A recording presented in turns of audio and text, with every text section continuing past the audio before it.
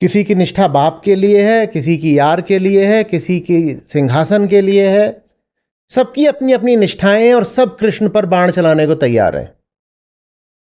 ये जो आपकी इधर उधर की निष्ठाएं होती हैं ना, यही महाअधर्म है। आपको समझ में क्यों नहीं आ रही बात? 100 तरह की बटी हुई निष्ठाओं को ही कहते हैं अधर्म, क्योंकि सीधे सीधे तो कोई बोलेगा ही नहीं कि मैं कृष्ण द्रोही हूं। सीधे कोई नहीं बोलता, सब बोलते हैं कृष्ण अच्छे हैं, कृष्ण अच्छे हैं, सब बोलते हैं कृष्ण अच्छे हैं। बोलना बहुत गड़बड़ बात है। कृष्ण को अच्छा नहीं होना है, कृष्ण को सबसे अच्छा होना है। परम को प्रथम होना होगा। ये कृष्ण अगर सामने आएंगे तो अपनी सारी प्रतिज्ञाएं भूल जाऊंगी। कौन बाप, कौन भाई, कौन राजा, क्या सिंहासन, मां बाप, कोई लेना देना नहीं। सब प्रतिज्ञाएं तोड़ देनी है, कुछ नहीं। कसमे वादे प्यार वफा क्या रखा है इसमें? कुछ नहीं, सब छोड़ दिया।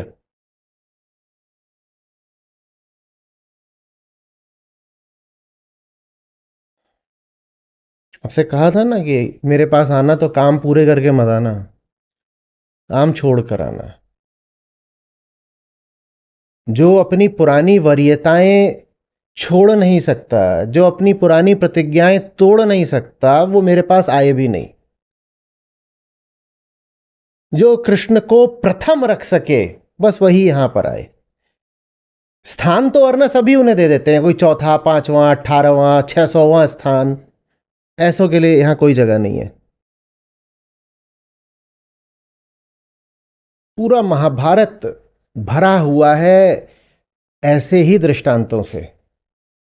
मूर्ख तो धृतराष्ट्र भी नहीं है।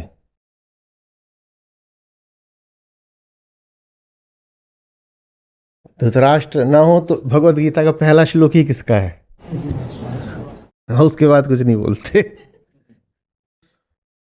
उन्हें भी जानना है कि बताओ क्या चल रहा है, तो एक स्तर कौतूहल तो उनमें भी है, और जिज्ञासा भी बन सकती। पर उनके लिए भी कृष्ण से आगे कौन है? और अंदर की बात समझो। बहुत कृष्ण जब भी गए हैं धृतराष्ट्र के सामने, धृतराष्ट्र ने बहुत सम्मान दिया है। अपने सिंहासन से खड़े हो गए हैं, ये तक कहा है कृष्ण को, आइए आप यहां आए हैं तो सामने नहीं बैठेंगे, आप मेरे सिंहासन पर बैठिए। बहुत सम्मान दिया है। लेकिन संजय अगर धृतराष्ट्र को बताते ना कि एक बाण आकर लगा है और कृष्ण नहीं रहे अब, तो धृतराष्ट्र को खुशी होती।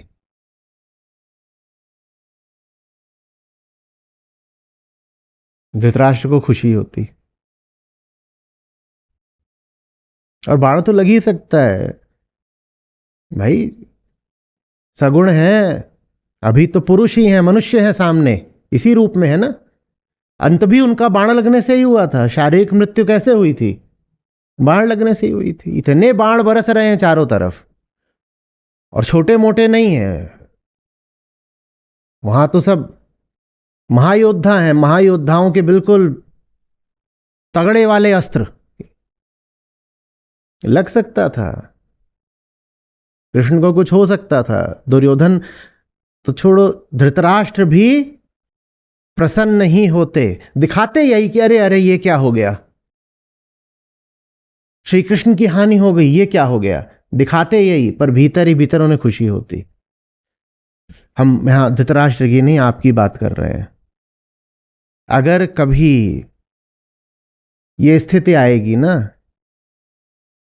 कि सत्य में और पारिवारिक आग्रह में एक को चुनना पड़े, और उसमें सत्य हारेगा या मारा जाएगा, आपका ही एक हिस्सा होगा जो मुस्कुराएगा। आप बहुत खुश होगे।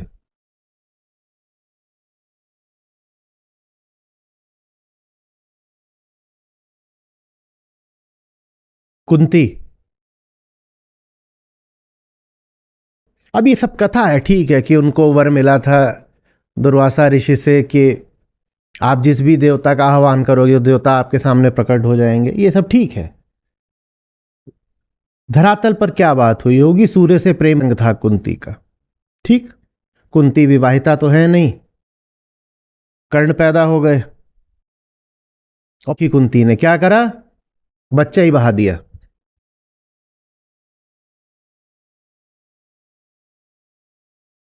समाज और समाज से मिलने वाली इज्जत बड़ी चीज हो गई प्रेम से। ले लो, होगी अब महाभारत, अब होगी महाभारत। वो तुम्हारे प्रेम का फूल था और तुम उसको बहा आई, और अब जीवन भर अपनी आंखों के आगे तुम उसकी दुर्दशा होती देखती रही। लेकिन सामाजिक इज्जत, मैं तो रानी हूं, मैं तो राष्ट्रमाता हूं, मैं कैसे बता दूं कि लोकधर्म की सीमाओं से आगे जाकर प्यार किया था मैंने कभी? कैसे बता दूं? भले ही जिससे मैंने प्यार किया वो सूर्य जैसा तेजस्वी हो, मैं कैसे बता दूं? और पूरी महाभारत कहती है कि कर्ण को हराना बड़ा मुश्किल था क्योंकि सूर्य का प्रताप था उनमें,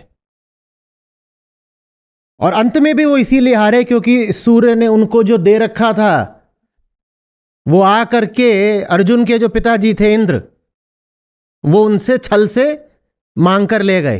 बोले ये उतार दो तुम अपना कवच कुंडल, सब हमको दे दो, तो वो अपना लेके चले गए। तो फिर कर्ण मारे गए, नहीं तो। अब ये सब प्रतीक हैं, समझा करो। इंद्र ऊपर से उतरे नहीं है ब्राह्मण बन के, भिक्षा नहीं मार। क्या बात बोली गई है, इशारा समझिए। एक ऊंचा प्रेम प्रसंग था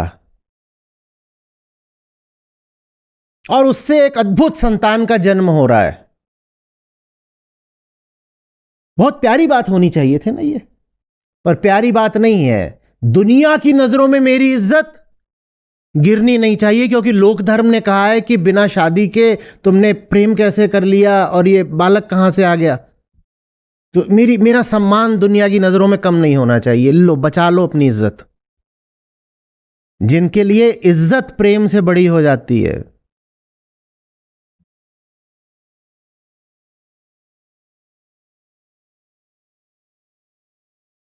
गए।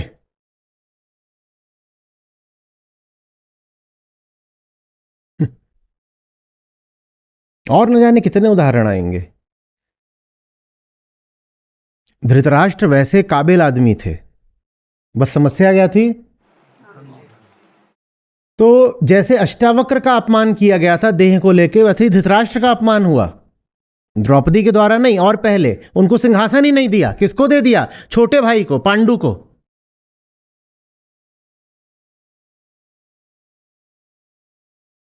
हालांकि पांडु जब चले गए तो फिर राजा कौन बन रहे हैं और लंबी अवधि तक कर रहे हैं शासन, तो पहले ही उनको दे देते ना, पहले ही दे देते।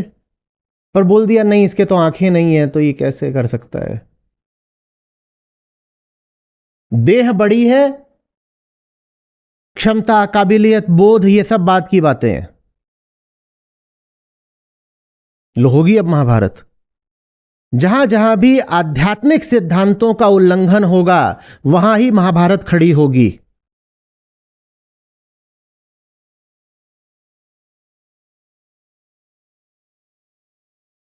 विदुर की कोई सुनने को नहीं तैयार है, बताओ क्यों? क्योंकि उनको बोल दिया ये तो दासी से पैदा हुए हैं। ये आ गई ना वर्ण व्यवस्था, जाति खड़ी हो गई ना। हाँ, तो जहां जाति खड़ी होगी वहां भारत भी होगी। एकलव्य का अंगूठा काट लिया, बोलो क्यों? शिष्य मोह, कि ये तो आगे निकल जाएगा मेरे अर्जुन से। और वो तो कबीला था, आज की भाषा में कहें तो एसटी था। वो आगे निकला जा रहा था, वो भी बिना औपचारिक प्रशिक्षण के। जैसे मुझसे पूछते हैं तुम्हारा गुरु कौन है, उसने भी खुद ही कर मारा था। गलती बेचारे से बस ये हो गई कि बताने चला गया कि मैंने सब सीख लिया और इतना बढ़िया सीख लिया है। बोले अच्छा, कैसे सीखा? बोले आपकी बस एक प्रतिमा लगा रखी थी। बोले तो फिर तो मैं ही गुरु हूं, लाओ दक्षिणा दो।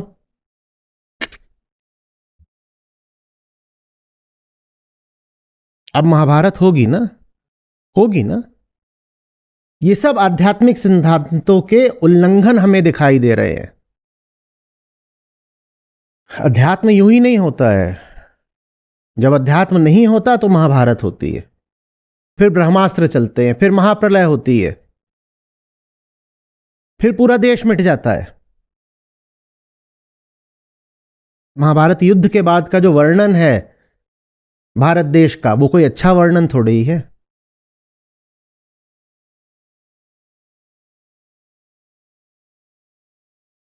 कोई नहीं बचा था, सब समाप्त। जो जीते थे वो भी समाप्त। ये 3 वृद्ध लोग बचे हुए थे, गंधारी, कुंती, धृतराष्ट्र, जंगल चले गए, ये आग में मर गए, आग में मर गए। श्री कृष्ण वापस जाते हैं तो वहां सब यादवों में ग्रह क्लेश हो गया, वो आपस में मर गए सारे। महाभारत के बाद जो होती है वो और बर्बादी है, किसी को उससे कुछ लाभ थोड़ी हुआ।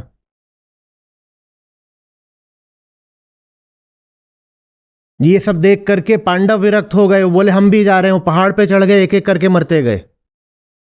युधिष्ठिर के साथ बचा कुत्ता, कोई नहीं बचा। महाभारत के बाद भी कोई नहीं बचा।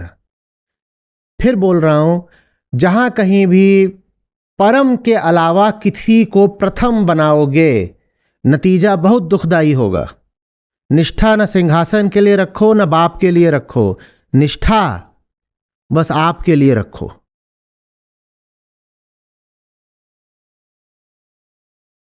जब कृष्ण हो साथ तो और इधर उधर किसी की क्या बात। और प्रतिज्ञाधारी तो खास तौर पर संभल जाए, क्योंकि पहले सेनापति ही कौरवों की ओर से भीष्म ही थे।